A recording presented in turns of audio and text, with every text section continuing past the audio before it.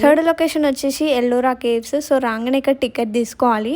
So నేనైతే ticket తీసుకున్నా, లోపలికి వెళ్ళిపోదాం ఇప్పుడు. ఇక్కడ ఎంట్రన్స్ లోనే మ్యాప్ ఉంది, ఇంకా పక్కన అయితే హిస్టరీ ఉంది, ఇంగ్లీష్ లో ఉంది, హిందీలో కూడా ఉంది. లోపలికి వెళ్ళాక వ్యూ అయితే ఇట్లుంది. ఇక్కడ మీకు పెద్ద స్తంభం లాగా కనిపిస్తుంది కదా, ఆ సింబల్ మనకి 20 రూపీస్ నోట్ పైన ఉంటుంది. ఇక్కడ కొన్ని విగ్రహాలు చూస్తే ఇరిగిపోయి ఉన్నాయి కదా. సో ఒకప్పుడు అయితే ఔరంగజేబు చేసిన ప్రయత్నము, ఒక 1000 వర్కర్స్ ని పెట్టేసి 3 years వరకు పలగొట్టడానికి ట్రై చేసినారు. కానీ వాళ్ళ వల్ల అవ్వలేదు అన్నట్టుగా మనకి హిస్టరీలో అయితే ఉంది. సో ఇక్కడైతే రామాయణంలో కొన్ని సంఘటనలు అయితే ఇక్కడ చెక్కబడింది.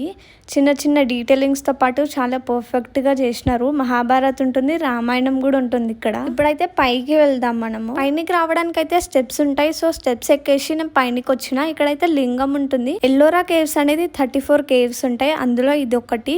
సో ఈ టెంపుల్ ని కైలాష్ టెంపుల్ అని పిలుస్తారు, శివుడికి సంబంధించింది కాబట్టి ఇక్కడైతే లింగం ఉంది.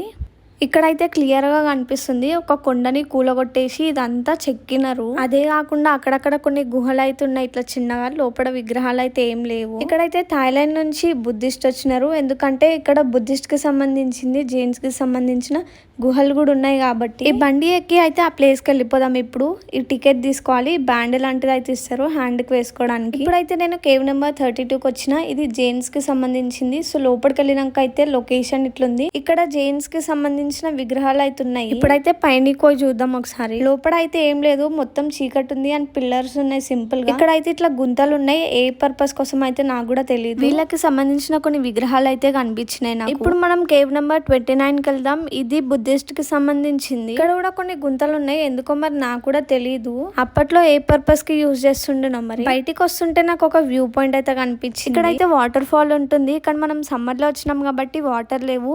రైనీ సీజన్ లో వస్తే అయితే వాటర్ ఉంటాయి. కింద మీరు చూసుకోవచ్చు, ఇక్కడ వాటర్ ఉన్నాయి కింద. ఇంకా లేట్ చేయకుండా అయితే మనం 4th లొకేషన్ కి వెళ్దాము. మినీ తాజ్ మహల్ వెళ్తున్నాం ఇప్పుడు.